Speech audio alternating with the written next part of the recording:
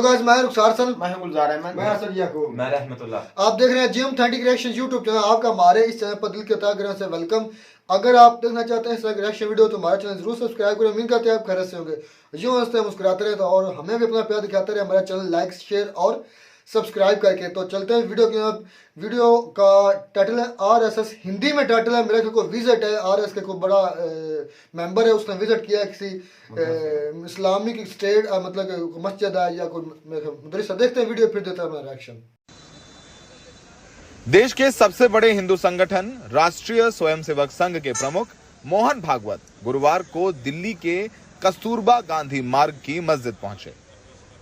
मोहन भागवत ने मस्जिद में मौजूद मौलाना जमील इलियासी की कब्र पर फूल चढ़ाए। बैठक में भागवत के अलावा ऑल इंडिया इमाम ऑर्गेनाइजेशन के प्रमुख डॉक्टर उम्मेद इलियासी, उनके भाई शोएब इलियासी और संघ के दो बड़े नेता रामलाल और इंद्रेश भी मौजूद थे।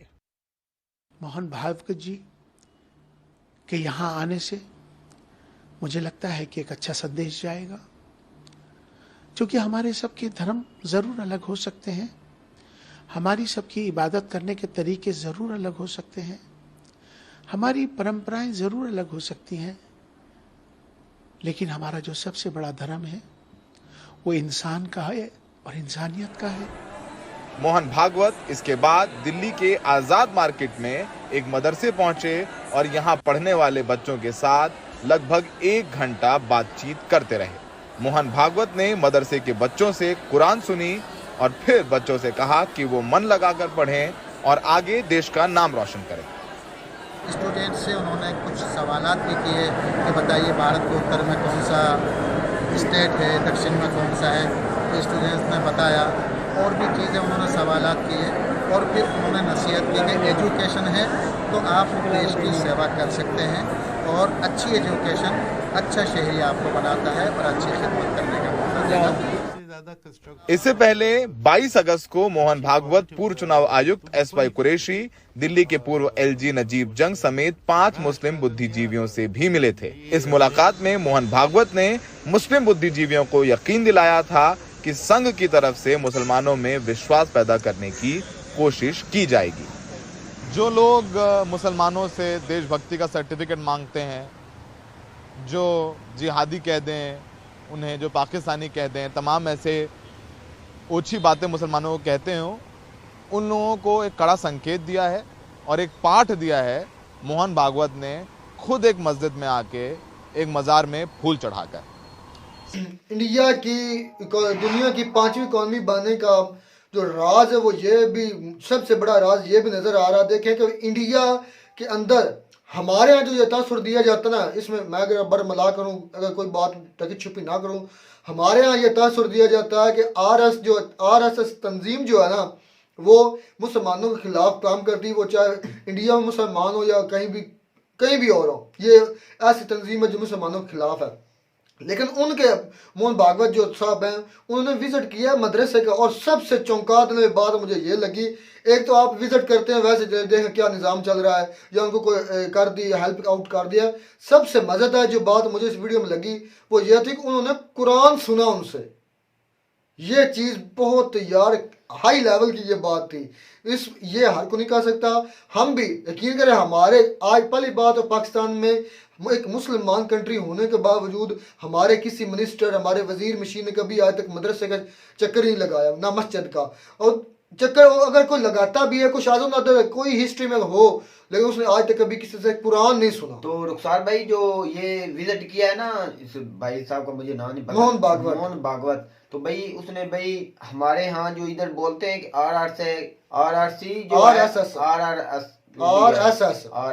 नाम भी इतना सकता, तो वो मुसलमानों के खिलाफ है। मुसलमानों का दिन दहाड़े कत्ल किया जाता है। जो इकबाल ठाकरे थे ना, उनके जो पहले उस वक्त दुनिया में नहीं रहे, यही तासुर दिया जाता था कि वो बहुत कत्लो दिन दहाड़े वो कत्ल किए करते थे। तो असल भाई मेरी तो बात, मैं जो आप मेरी बात मुकम्मल हो लेने फिर आप करते रहना कि भाई ये है जिसको मुल्क के बारे में सोचा जाए, मुल्क की खिदमत की जाए। इससे कोई नहीं उसने बोला कि मैं एक हिंदू हूँ कि मैंने जाकर कुरान पाक सुनूं या उसकी कोई तारीफ करूं। भाई उन्होंने देखा है कि हम भी मुसलमानों के साथ हैं, और मुसलमान भी हमारे साथ है। हम जो इस बात पर हमारे यहाँ इस पाकिस्तान में यही तासुर दिया जाता है कि आरएसएस के जो मोदी साहब है वो दिन दहाड़े कत्ल किए जाते हैं। अगर सरेआम कहूं तो कहते हैं गुंडे हैं।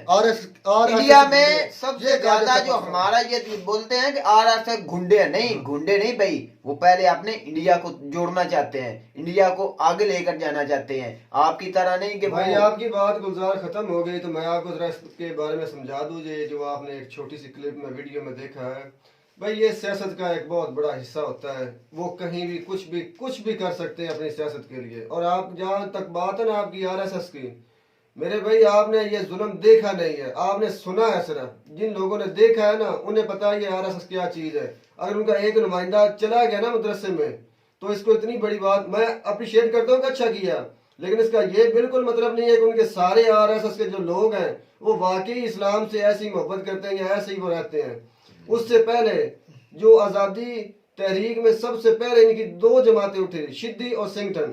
शिद्दी का काम था कि मुसलमानों को गैर मुस्लिम करना हिंदू, और शिंगटन का काम था कि जो मुसलमान नहीं होते ना यार उनके दीन में तो विभाजन है ही नहीं भाई। न्यूज़ और भारत है ना, आप हिस्ट्री देख लें। आप हिस्ट्री, आपने वो क्या पहला नाम बोला था भाई का जो इकबाल ठाकरे, उनके यहाँ का भी बयान सुने, उनके बकल्ला में खुद बयान सुने कि वो क्या क्या मुसलमान भाई पहले वाला भारत, मेरी तो बात सुने असल भाई, पहले वाला भारत नहीं अब और मेरे भाई मोदी साहब का भारत है इस वक्त। आपको मैं मेरी तो बात सुने, आपने तो इतनी है कि हम एक वीडियो देखकर इसको तसल्ली से नहीं कह सकते कि वो वाकई दिल की मतलब आपका कहना है कि हमारे कुरान पाक का सुनना और कुरान पाक का सुनना, आपको पता है यहूदी और ईसाई सबसे ज्यादा कुरान की रिसर्च करके तरक्की करते हैं।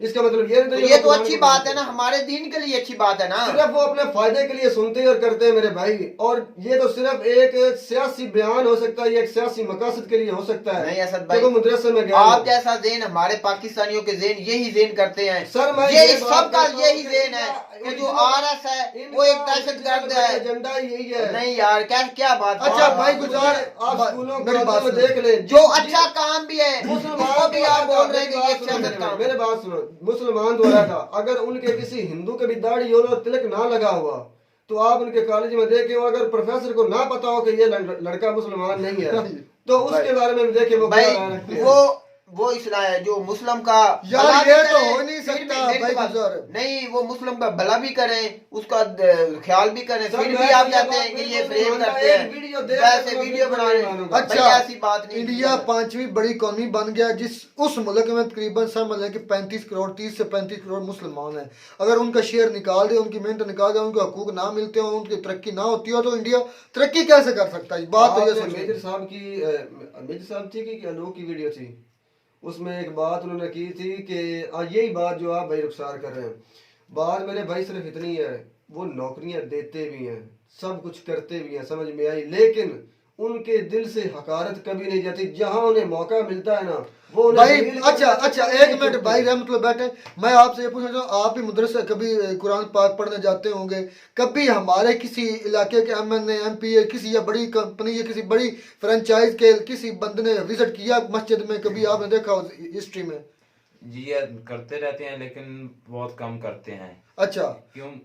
ये जो इन्होंने विजिट किया है, ये जो RSS के हैं जो मोहन भागवत साहब ने विजिट किया है, आपको क्या विजिट को किस नजर से आपको क्या लगता है कि उनका विजिट कैसा है? क्या इंडिया में मुसलमान और हिंदू बिल्कुल मिलजुल कर रहते हैं?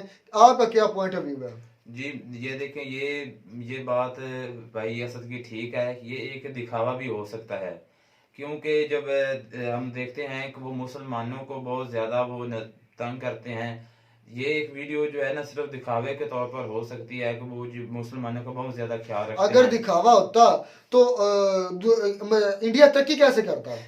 वो भी दिखावे की तरक्की है। इनका भी माइंड सेट सर मैं आपको बताता हूँ, पाकिस्तानियों वाला है। मैं इसको बार एक ही सवाल इस वीडियो में आ रहा है कि इंडिया तरक्की कैसे कर रहा है।